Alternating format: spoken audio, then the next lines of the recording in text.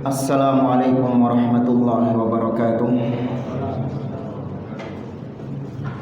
Innal hamdalillah nahmaduhu wa nasta'inuhu wa nastaghfiruh wa na'udzu billahi min shururi anfusina wa min sayyiati a'malina.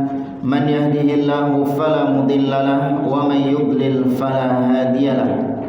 Wa asyhadu an la ilaha illallah wahdahu la syarika lahu wa asyhadu anna Muhammadan abduhu wa rasuluh. Ya ayyuhalladzina amanu taqullaha haqqa tuqatih wa la tamutunna illa wa antum muslimun. Ya ayyuhan nasu taqu rabbakumul ladzi khalaqakum min nafsin wahidah wa khalaqa minha zawjaha wa batha minhuma rijalan katsiran wa nisaa'a wattaqullaha alladzi tasaaluna bihi wal arham innallaha kana 'alaikum raqiba. Ya ayyuhalladzina amanu taqullaha wa qulu qawlan sadida yuslih lakum a'malakum wa yaghfir lakum dhunubakum wa may yuti'illaha wa rasulahu faqad faza fawzan 'azima.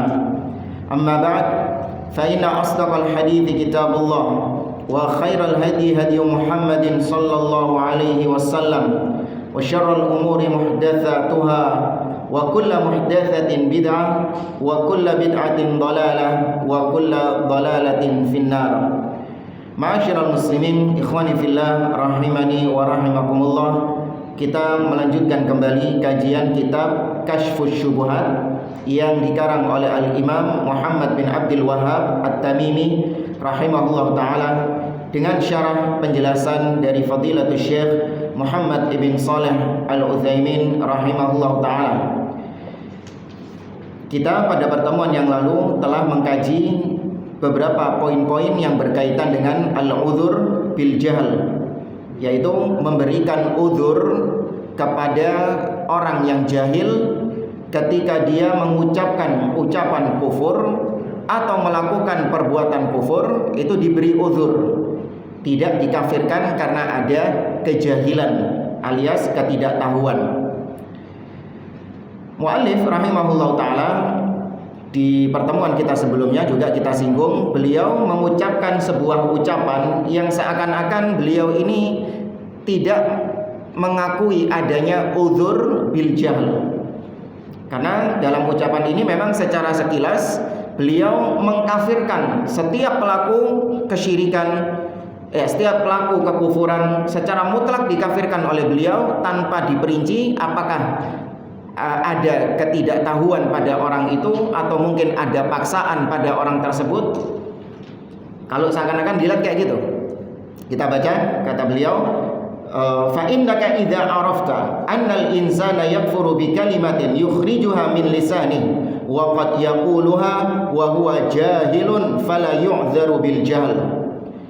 Kata beliau, terkadang manusia itu bisa kafir hanya dengan satu ucapan saja. Ya, satu kalimat saja, satu kata saja itu bisa membuat seorang kafir. Dan terkadang orang tersebut mengucapkan ucapan itu sedangkan dia itu jahil, tidak mengetahui. Maka beliau mengatakan fala yu'dzar bil jahl, tidak ada udzur bagi orang yang tidak tahu. Ya, ucapan ini kata para ulama seakan-akan beliau meniadakan udzur bil jahl. Padahal kalau kita lihat di kitab-kitab yang lain, beliau menerapkan adanya udzur bil jahl. Namun dalam kesempatan ini, yaitu yang tidak diberi udzur adalah sesuatu yang sudah istilahnya maklum bid darurah, maklumun minad din bid darurah. Sesuatu yang sudah diketahui oleh kaum muslimin secara umum. Ya, bahkan orang yang tidak mengenyam pendidikan agama sekalipun itu tahu kalau sholat itu wajib, khamr itu haram, zina itu haram, itu tahu. Nah, ini namanya perkara-perkara yang maklumun minad din bid darurah. Kalau orang awam saja tahu, apalagi yang kelasnya sudah doktor, apalagi yang titelnya sudah profesor, apalagi yang lulusan Timur Tengah.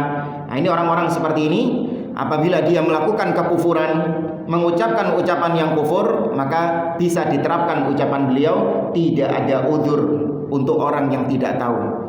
dengan gelarmu yang mentereng seperti itu, dengan titelmu yang berat seperti itu, kok bisa kau tidak tahu kalau ini adalah perbuatan syirik kepada Allah Subhanahu wa taala?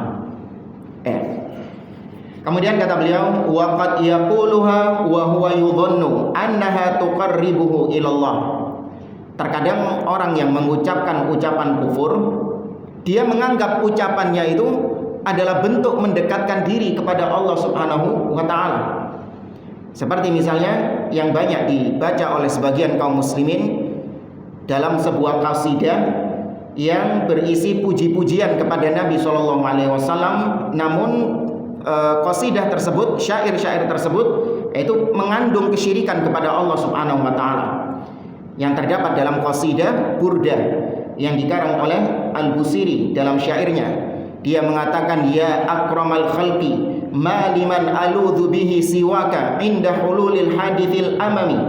Wahai makhluk yang mulia, maksudnya Rasul sallallahu alaihi wasallam, tidak ada bagiku tempat berlindung dikala musibah datang kepadaku kecuali hanya kepadamu. Berlindung kepada Nabi Muhammad SAW, jelas ini adalah kesyirikan kepada Allah Azza wa Jalla. Nah, orang yang mengucapkan gak sadar, dikira itu mendekatkan diri kepada Allah. Sebaliknya justru itu menjauhkan dia dari Allah Subhanahu wa taala. Karena namanya berlindung dari musibah tidak boleh kecuali hanya kepada Allah Azza wa Jalla. Qul a'udzu birabbil falaq, qul a'udzu birabbin nas, wa iyyamsaskallahu bidurrin fala kashifa lahu illa huwa.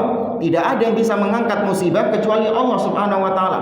Nabi SAW meskipun beliau adalah akramal khalqi, ya makhluk yang paling mulia, Jibril kalah mulia dari Nabi SAW, iya, namun tetap berlindung itu ibadah. Minta pertolongan, minta perlindungan adalah ibadah.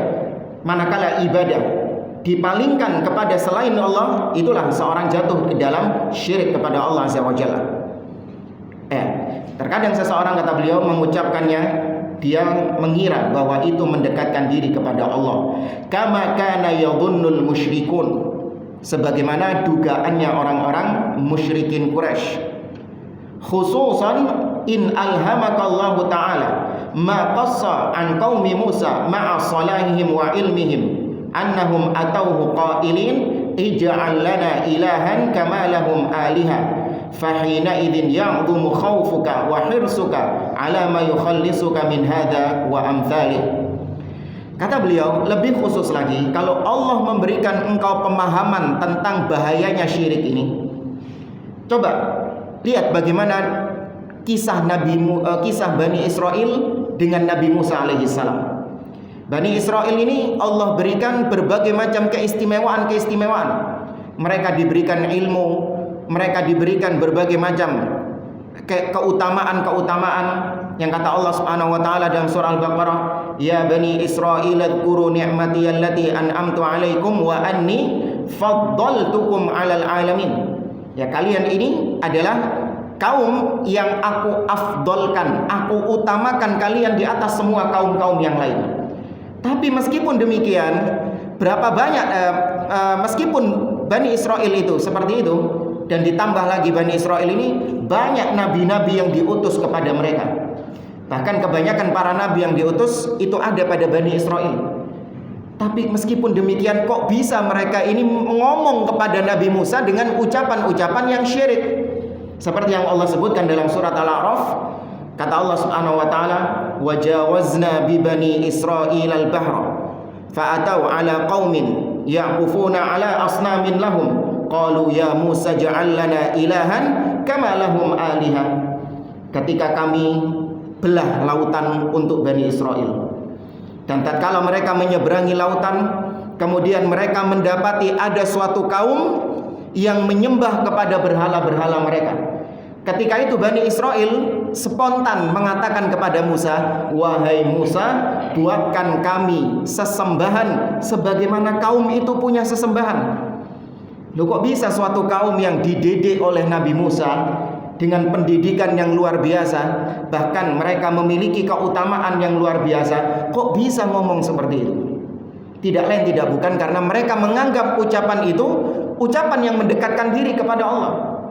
perbuatan tersebut adalah perbuatan yang mendekatkan diri kepada Allah. Gak mungkin mereka mengucapkan itu karena mereka sadar bahwa itu perbuatan syirik. Mereka nganggapnya gak syirik itu. Ya, mirip dengan orang-orang yang minta perlindungan, minta kesembuhan, minta rizki kepada kuburan-kuburan keramat. Nah, itu mereka juga menganggap bahwa kami mendekatkan diri kepada Allah. Maka kata beliau, kalau engkau tahu bahwa betapa kaum musyrikin atau Bani Israel mereka jatuh ke dalam kesyirikan padahal mereka punya keistimewaan, maka niscaya akan bertambah rasa takutmu terhadap syirik.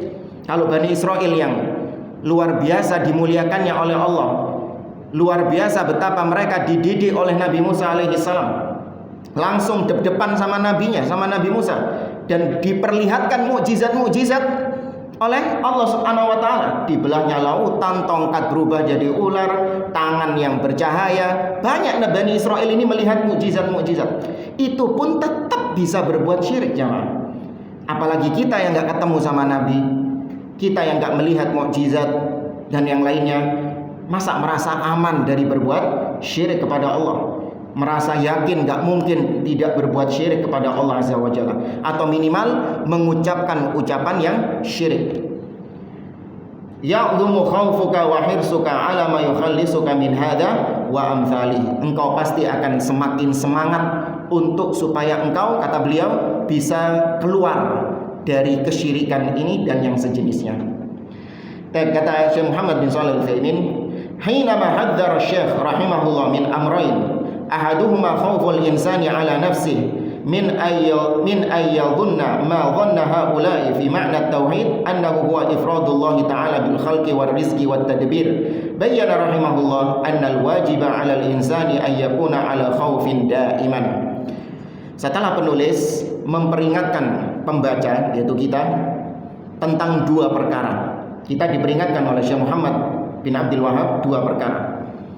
Perkara yang pertama adalah hendaklah manusia itu takut dirinya jatuh ke dalam perbuatan syirik seperti jatuhnya orang-orang yang telah berbuat syirik karena menyangka itu bukan kesyirikan. Siapa tadi? Musyrikin Quraisy dan Bani Israel. Takut kita menjadi seperti mereka. Mereka menganggap makna tauhid. Kenapa mereka itu jatuh ke dalam kesyirikan?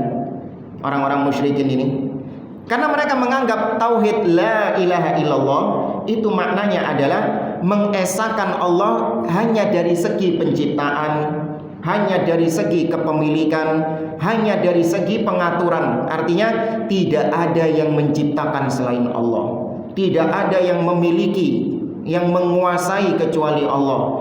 Tidak ada yang mengatur alam semesta kecuali Allah. Kalau kau yakin tentang itu, maka kau sudah bertauhid. Meskipun kau pakai jimat, meskipun kau pergi ke dukun, meskipun kau nyungsep-nyungsep di kuburan keramat, itu bukan syirik. Kata mereka gitu.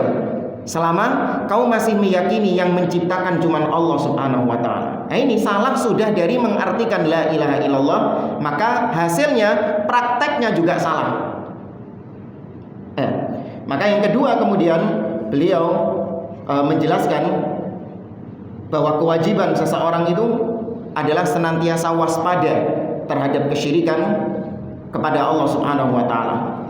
Tsumma dzakara halal qaumil ladzina qalu li Musa. Kemudian tadi penulis menyinggung tentang kaumnya Nabi Musa alaihi salam, di mana kaumnya Nabi Musa mengatakan kepada Nabi Musa, "Ij'al lana ilahan kama lahum alihah." Buatkan untuk kami sesembahan sebagaimana mereka memiliki sesembahan. Qala innakum qaumun tajhalun. Kata Nabi Musa, kalian adalah kaum yang jahil. Dihukumi sama Nabi Musa, kalian adalah kaum yang jahil. Fabayyana lahum anna su'alahum an yaj'ala lahum alihatan kama kana haula'i lahum alihatun minal jahl. Beliau menjelaskan dalam kisah ini bahwasanya mereka Bani Israel ini meminta kepada Nabi Musa untuk dibikinkan sesembahan, dibikinkan berhala, sebagaimana kaum yang mereka lihat juga punya berhala. Permintaan mereka ini dasarnya karena ketidaktahuan, karena al-jahl, ketidaktahuan. Fahada yuaddi ila khawfil insan ala nafsihi an ya'tiyahu fid dalalati wal jahalat. Maka kalau Anda melihat betapa Bani Israel bisa berbuat syirik kepada Allah, betapa kita lebih bisa lagi untuk berbuat syirik kepada Allah, lebih bisa lagi untuk jatuh ke dalam kesesatan. Ya, karena Bani Israel sebagaimana tadi kita sampaikan, mereka diberi ilmu, mereka diberi berbagai macam mukjizat-mukjizat yang langsung dilihat oleh mereka, itu pun tidak menjadikan mereka tetap kokoh di atas tauhid. Karena hidayah milik Allah Subhanahu wa taala. Haitsu yadhunnu anna ma'na la ilaha illallah la khaliqa wa la raziqa wa la mudabbir illallah. Wa hadha alladhi qalahu Syekh rahimahullah wa hadzara minhu waqa'a fihi 'ammatul mutakallimin alladziina takallamu fit tauhid. Yang disinggung sama penulis itu diyakini juga oleh orang-orang mutakallimin atau ahlul kalam, ya, filsafat, ya, ahli-ahli filsafat dan sejenisnya. Mereka ini, kata beliau, sama pemahamannya dengan orang-orang musyrikin itu. La ilaha illallah itu diartikan dengan la mukhtara wa la qadira 'alal ikhtira illallah. Tidak ada yang mampu untuk menciptakan kecuali Allah. Itu maknanya la ilaha illallah menurut mereka. Sedangkan kalau kita ahlu sunnah, la ilaha illallah apa? La ma'bud, tidak ada yang berhak disembah kecuali Allah Subhanahu wa taala. Bukan tidak ada pencipta selain Allah.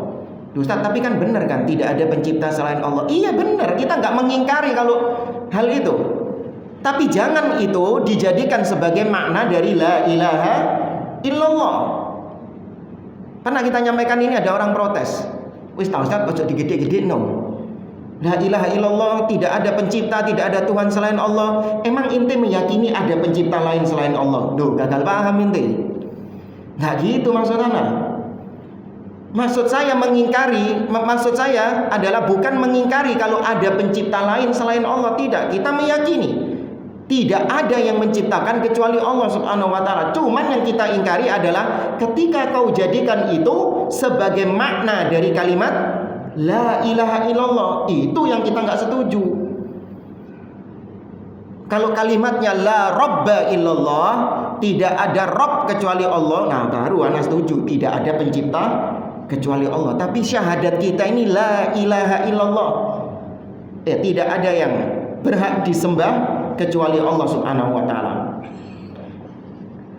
Fafassaru hadhil kalimatal azima bi tafsirin batil lam yafhamhu ahadun minal muslimin bal wala ghairil muslimin hatta al musyrikuna alladhina bu'itha fihim Rasulullah sallallahu alaihi wasallam kanu ya'rifuna ma'na hadhil kalimah aktsara mimma ya'rifuha haula'il mutakallimun. Orang-orang mutakallimun, ahli kalam, filsafat dan yang satu spesies sama mereka mengartikan la ilaha illallah dengan tidak ada pencipta selain Allah kecuali Allah.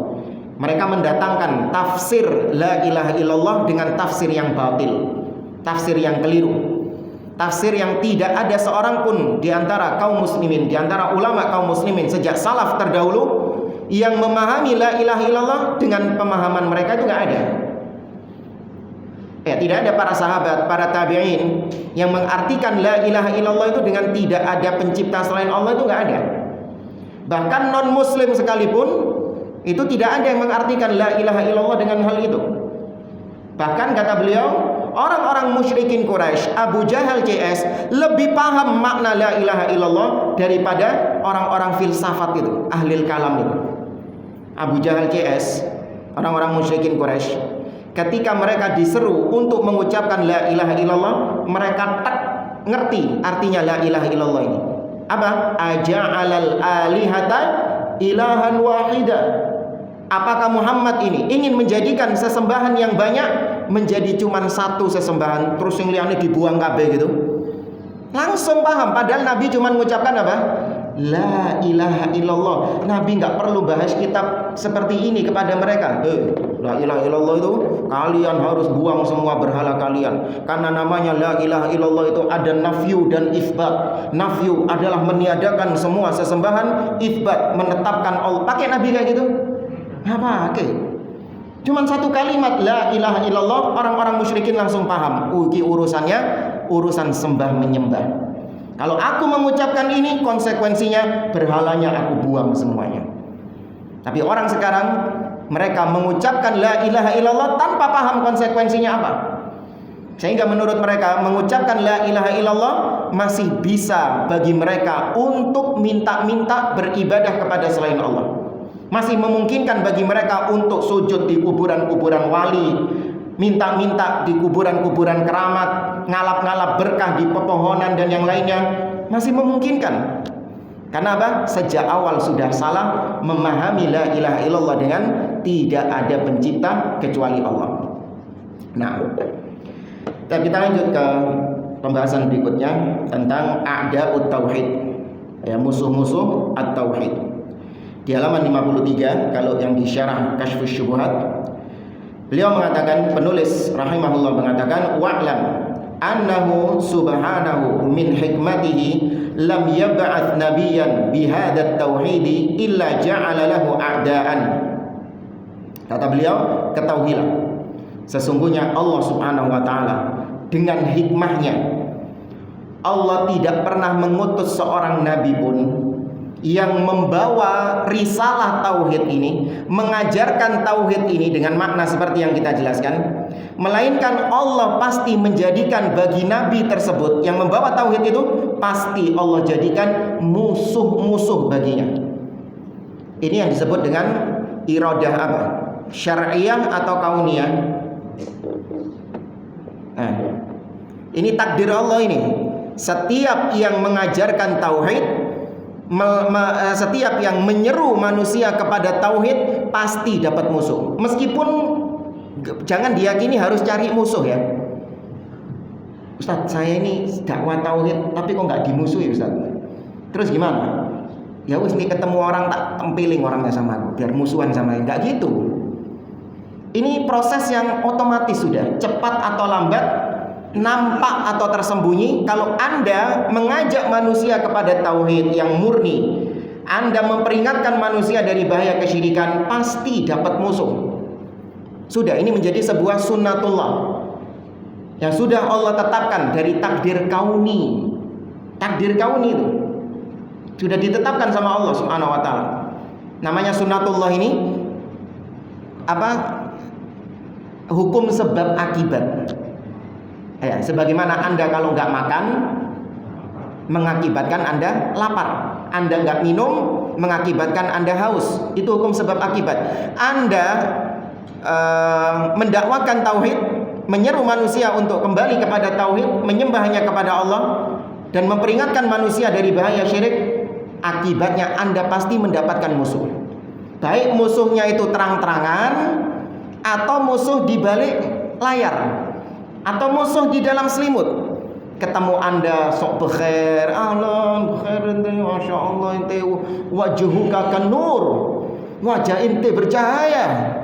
Kalau ketemu kayak gitu, tapi di belakang dihabisi. Ada yang terang-terangan langsung, nggak suka dia, benci dia, ya, diboikot, dibully, difitnah, didemo dan lain sebagainya. Dan ada juga yang di belakang itu. Ya, maka antum kalau misalnya memang benar-benar serius berpegang dengan tauhid ini, maka siap-siap mendapatkan apa yang didapatkan oleh orang-orang terdahulu yang kokoh memegang tauhid itu. Jadi nggak usah heran. Ya, saya ini kok semakin belajar tauhid, semakin kenceng tauhidnya, kok semakin banyak yang memusuhi. Jangan-jangan salah saya ini. Loh, terus gimana? Ente maunya semua ridho gitu sama antum? Karena ada orang-orang gitu, maunya apa? Semua manusia itu ridho sama dia. Anak nggak mau cari musuh. Loh bener, kita nggak mau cari musuh. Siapa yang mau kita cari musuh? Enggak. Nabi itu Shallallahu Alaihi Wasallam, apa beliau ini cari musuh? Dalam dakwahnya itu beliau cari musuh nggak? Niatnya itu loh. Enggak. Niatnya menyampaikan apa yang Allah wahyukan. Tapi ya sudah, itu konsekuensinya beliau terima. Beliau dimusuhi, bahkan diusir dari kota kelahiran beliau. Diterima sama beliau. Bukan Nabi cari musuh. Gak ada terus Nabi kayak pikiran orang sekarang, biar orang-orang ridho semua sama saya stop dulu dakwah tauhid. Saya gak mau lagi mensyirik-syirikkan itu yang nyembah-nyembah berhala itu, enggak. Biar apa? Biar harmonis, nggak ada gesekan. Orang-orang maunya kan gitu. Loh, antum kalau baca sirah, baca sejarah, 40 tahun sebelum Nabi SAW diutus menjadi Nabi, kota Mekah itu kota yang aman, damai, tentram, bekher. Satu dengan yang lain nggak ada masalah. Tidak ada konflik di situ. Bahkan Nabi SAW adalah manusia yang paling dicintai di kota tersebut. Abu Jahal, Abu Lahab bahkan paling cinta sama Nabi SAW. Iya, belum apa? Belum menyeru kepada la ilaha illallah. Begitu Nabi SAW menyeru kepada la ilaha illallah, mulai terjadi permusuhan. Mulai kota Mekah ini menjadi kota yang panas. Dulunya adem kota Mekah ini, menjadi kota yang panas. Kakak dengan adik nggak akur, suami dengan istri nggak akur, bapak sama anak nggak akur, gara-gara yang satu mukmin, yang satu musyrik. Ya sudah, itu proses. Apa terus Nabi SAW? Wis, ojo gegeran terus wis. Iya wis, anak nggak bahas lagi masalah tauhid. Anak nggak lagi mengajak orang-orang untuk bertauhid. Anak biarkan orang-orang yang berbuat syirik. Nggak apa-apa, ya sudah. Yang penting pokoknya damai gitu kan. Gitu. Tidak ada urusan. Nabi SAW tahu konsekuensinya. Setiap orang yang mendakwahkan tauhid pasti akan mendapatkan permusuhan. Ya. Kata para ulama atau Imam Asy-Syafi'i rahimahullah, ridhon nas ghayatun la tudrak. Mencari ridho manusia, seluruh manusia itu, Anda pengennya semua manusia cinta sama Anda, nggak ada satupun manusia yang memusuhi Anda, mustahil. Bagaimanapun bentuknya Anda, sifat Anda, sebagaimanapun Anda membentuk karakter Anda, sifat Anda, tetap ada yang memusuhi, ada yang ridho dan ada yang nggak ridho, ada yang pro dan ada yang nggak kontra, ada yang kontra. Perjalanan memang seperti itu sudah. Nah, kalau Anda mencari ridho manusia itu memang mustahil, maka nggak perlu mencari ridho manusia. Karena memang yang dicari ridho siapa? Allah Subhanahu wa Ta'ala. Nabi SAW mengatakan, manil tamasa ridhollah bisukhtin nas, manil tamasa ridhon nas bisukhtillah sakhitallahu alaihi wa askhata alaihi nas. Barang siapa yang mencari ridho manusia dengan resiko Allah murka kepada dia, gak apa-apa Allah murka, yang penting manusia ridho, maka Allah jadikan manusianya juga murka sama inti. Orang-orang juga murka sama Anda. Wa manil tamasa ridhallah bisukhtin nas radhiyallahu anhu wa arda bihin nas. Tapi barang siapa yang mencari ridho Allah dengan resiko manusia membenci dia, manusia akan murka kepada dia, maka Allah akan meridhoi dia dan Allah jadikan manusia juga ridho kepada dia. Yang membolak-balikkan hati siapa? Allah Subhanahu wa Ta'ala. Ya, maka cari ridho Allah dan tidak perlu mencari ridho manusia. Kalamun nas la yantahi. Komentar manusia itu tidak ada selesainya, tidak ada habisnya.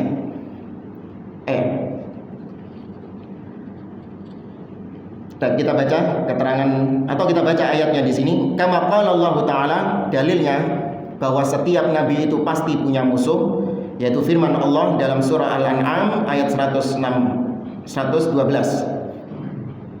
Allah berfirman, wa'lam wa kadzalika ja'alna likulli nabiyyin aduwan syayatinal insi wal jin yuhi ba'duhum ila ba'din zukhrufal qawli ghurura. Kata Allah, demikianlah kami jadikan setiap nabi itu punya musuh berupa setan-setan dari kalangan jin dan dari kalangan manusia. Namanya setan itu bukan dari jin saja. Ya, manusia itu juga ada yang disebut dengan syaitan. Karena syaitan ini adalah sifat bagi semua makhluk, baik jin ataupun manusia, yang menyesatkan hamba-hamba Allah dari jalan yang lurus, yang memberikan syubhat, mengajak kepada kesyirikan, mengajak kepada kebid'ahan, mengajak kepada kemaksiatan. Mereka ini adalah asyaitan. Jadi kalau antum punya tetangga, punya teman, punya sohib, senengan ngasih syubhat, ngajak antum kepada syirik, membenci tauhid, ngajak antum kepada bid'ah, membenci sunnah, maka orang-orang ini disebut syaitan, menyesatkan hamba-hamba Allah dari jalannya yang lurus. Nah, setiap nabi itu punya musuh-musuh berupa setan dari jin dan manusia. Yuhi ba'duhum ila ba'din zukhrufal qawli ghurura. Tugasnya adalah yaitu memberikan ucapan-ucapan yang indah. Sebagian yang lain memberikan ucapan kepada sebagian yang lain dibungkus dengan ucapan-ucapan yang indah. Ya, syubhat itu dibungkus dengan bungkus-bungkus yang indah sehingga menipu sebagian manusia.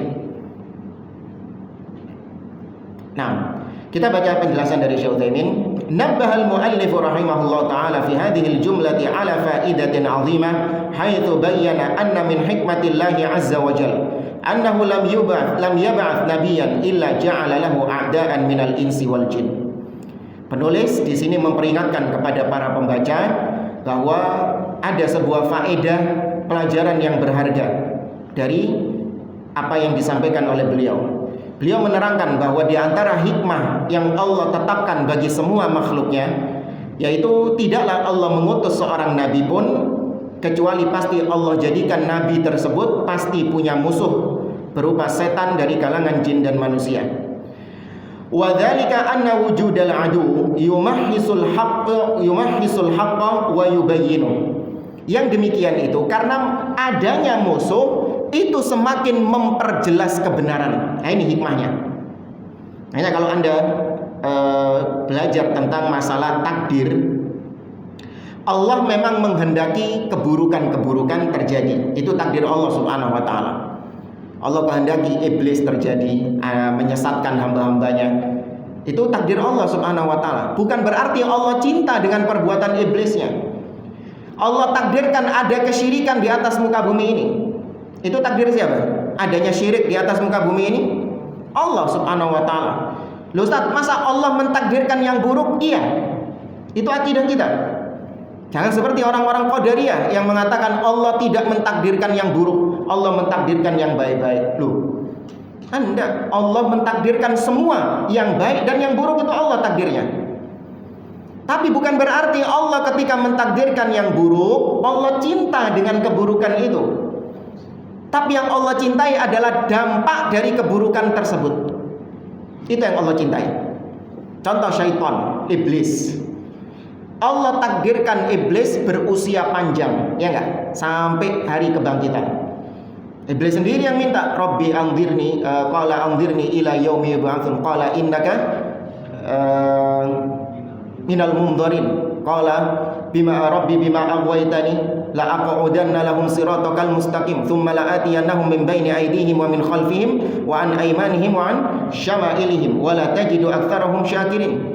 Diizinkan sama Allah Azza wa Jalla iblis untuk menyesatkan hamba-hambanya. Bukan maknanya iblis disupport, didukung sama Allah Subhanahu wa taala. Enggak. Allah benci dengan itu. Tapi kenapa Allah takdirkan? Allah mentakdirkan itu karena ada hikmah di balik itu. Maka kita sebagai muslim jangan kita berpedoman dengan takdir kauni, tapi kita berpedoman dengan yang syar'i tetap. Kalau berpedoman, berhukum, berundang-undang tetap dengan yang syar'i, yang syariat. Jangan berundang-undang dengan yang kauni. Ustaz, Allah kan mentakdirkan adanya syirik, adanya maksiat, ya, adanya kebid'ahan. Ya, terus kenapa? Ya sudah, kita nggak usah nahi mungkar. Kenapa? Kan sudah ditakdirkan sama Allah. Loh, keliru ente. Kalau takdir kauni cukup imani.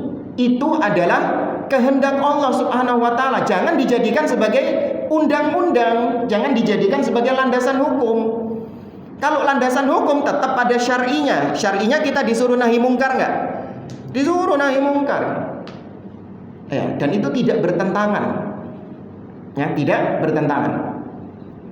Baik, Allah Subhanahu wa taala mentakdirkan bahwa setiap nabi dan rasul yang mendakwahkan tauhid dan pengikut-pengikutnya yang juga mendakwahkan tauhid, menyeru kepada tauhid, pasti punya musuh. Baik, adanya musuh ini sesuatu yang baik atau yang buruk? Buruk dari sisi manusianya, tapi dari sisi Allah yang mentakdirkan itu dengan hikmah yang ada di balik itu, baik atau buruk? Baik. Karena tidak ada takdir Allah yang buruk, gak ada. Ya, semua takdir Allah baik. Buruk itu dari sisi manusianya, yang merasakan takdir itu buruk, iya. Tapi kalau Allah sebagai yang mentakdirkannya, itu pasti baik. Nggak boleh kita katakan perbuatan Allah yang mentakdirkan adanya iblis, adanya syirik, adanya bid'ah, adanya maksiat itu adalah buruk dari perbuatannya Allah. Tidak. Buruk dari sisi yang dirasakan oleh manusianya, iya, buruk. Baik, ternyata hikmah di balik adanya musuh-musuh ini adalah untuk semakin menampakkan tauhid itu, untuk semakin menampakkan kebenaran itu. Baik, ibarat seperti misalnya, kenapa ada warna-warna yang banyak? Kalau kita ingin tahu putih itu benar-benar putih, maka harus ada warna merah, ada warna hitam. Paham nggak jemaah? Kita baru tahu ternyata putihnya ini adalah putih yang sangat putih. Dengan apa kita membandingkannya? Dengan warna yang lain. Iya, dengan warna yang lain. Itu baru nampak sekali putihnya. Makanya ada orang-orang yang wajahnya itu ya putih-putih nanggung gitu. Dia itu senengannya pakai baju hitam. Iya, senengannya itu pakai baju hitam. Biar apa? Tambah ketok putih. Justru kalau pakai baju yang ngejreng, pakai baju putih, ketok wireng deh. Iya. Anak gitu, anak juga gitu. Ketika pakai gamis putih kayak gini nih, ya tak lihat videonya itu, tambah ketok wireng. Iya. Iya. Kalau pakai baju hitam, pakai baju yang gelap-gelap, oh ketok putih, rada putih. Ya, putih itu bisa diketahui putihnya dengan lawannya. Maka demikian juga dakwah tauhid itu baru benar-benar nampak kebenarannya ketika ada yang mengganggunya, ketika ada yang memusuhinya. Ya. Kurang berapa menit? Ya, anak mau ini soalnya izin, anak ada keperluan. Tapi ada sebuah ini kisah kita baca-baca itu. Orang-orang Jepang itu mereka itu punya apa ya, lidah perasa itu yang benar-benar peka. Mereka kalau makan ikan hasil tangkapan langsung di laut kemudian dimakan, itu rasanya enak luar biasa. Ketika ternyata ikannya ditangkap kemudian dimasukkan ember, kemudian masuk ke es, kemudian di supermarket, kemudian dijual, kemudian dimasak, beda rasanya. Rasanya beda, nggak kayak ikan yang langsung ditangkap di laut kemudian langsung dimasak ketika itu, beda. Hanya mereka nangkap ikannya dengan cara yang lain. Kalau gitu kita jangan bunuh ikan ini. Setelah ditangkap kemudian kita taruh di kolam, ya biar hidup terus ikannya ini. Nanti kalau kita mau makan kita ngambil dari kolam itu. Ternyata setelah dimakan tetap rasanya berbeda, tidak seenak yang langsung dari laut. Loh kenapa? Padahal pada hidup ini. Dan ini penelitian orang-orang Jepang itu. Ternyata setelah diteliti, kenapa kok rasanya enak yang ada di laut? Karena di laut itu ikan-ikan tersebut itu ada musuh-musuhnya, berupa predator-predator yang memakannya itu. Maka akhirnya metode mereka dirubah. Mereka bikin kolam besar, mereka tampung ikan-ikan yang sudah dipancing di situ plus dikasih predator. Enak ikannya kata mereka. Dengan adanya predator itu, musuh mereka itu jadi nampak kualitas ikannya itu jadi lebih enak. Ini orang Jepang ya, Allah a'lam, mana nggak ikut merasakannya. Cuman ini namanya sunatullah kayak gitu. Sesuatu itu benar-benar nampak ketika ada yang memusuhinya, ketika ada yang menabraknya, bertentangan dengannya, itu baru benar-benar nampak. Ya, ibarat lagi misalnya, Anda tahu dari mana kalau misalnya Anda garap tukang genteng talang? Anda tahu dari mana kalau tukang genteng ini garapannya api? Ketika ada apa? Ada hujan. Tuh, ada yang padahal tukang paling nggak seneng kalau ada hujan itu, gak situ garap mereka. Musuhnya mereka itu hujan itu.